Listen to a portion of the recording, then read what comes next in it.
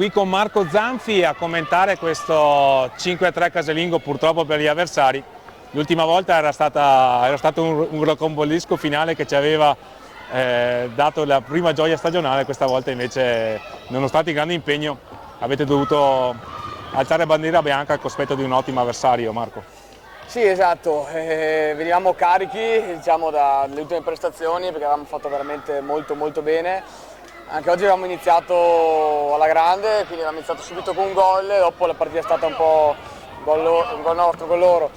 E niente, ci credevamo, ci avevamo creduto, poi alla fine però abbiamo ceduto ai nostri errori e diciamo, solo nel secondo tempo abbiamo ripreso un po' in mano la partita, però qualche contropiede di troppo. E comunque è un ottimo avversario e giustamente comunque non era un risultato sottovalutato, ecco.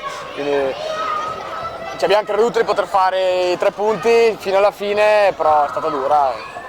Per quanto riguarda la tua prova? La mia prova sinceramente il mio occhio è un po' critico perché soprattutto sul secondo gol è stato un po' un mio disimpegno un po', diciamo, non troppo sicuro, e quindi questi sono errori che devo evitare di fare se vogliamo fare qualcosa questa stagione, perché palle mollate lì e, diciamo così, gol evitabili, quelli bisogna proprio eliminarli.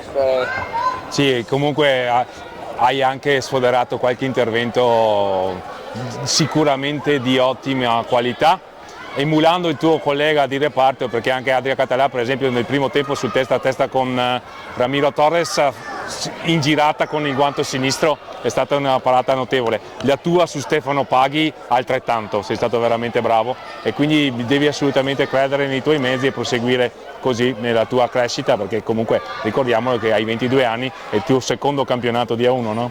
Esatto, sì, è la seconda volta che ho l'opportunità di scendere in pista con questi colori, in questa categoria, e per quello sono un occhio molto critico perché sinceramente non voglio buttare via la seconda opportunità. Sono treni già importanti, no, questo non lo voglio buttare via di sicuro. A proposito di treni, sabato prossimo c'è l'Espresso confermata a Bassano, come la vedi? Bassano è di sicuro un avversario duro, ostico, ma dobbiamo fare di tutto per portare a casa i 3 punti. Sì, perché ha qualche problema, forse di qualche infortunio di troppo, quindi magari potete provare ad approfittarne, fra virgolette. Esatto. Con tutto il rispetto ovviamente. Quello ovviamente è il nostro obiettivo, la metteremo tutta per arrivare lì e veramente portarli a casa, perché ci servono più del pane in questo momento. Anche perché dobbiamo ricordarlo, è un derby nel derby per te, perché tu sei bassanese. Esatto, dove sono cresciuto e quindi diciamo, gli stimoli non ti mancheranno. Gli stimoli non mancano, esatto. E allora buona settimana di lavoro.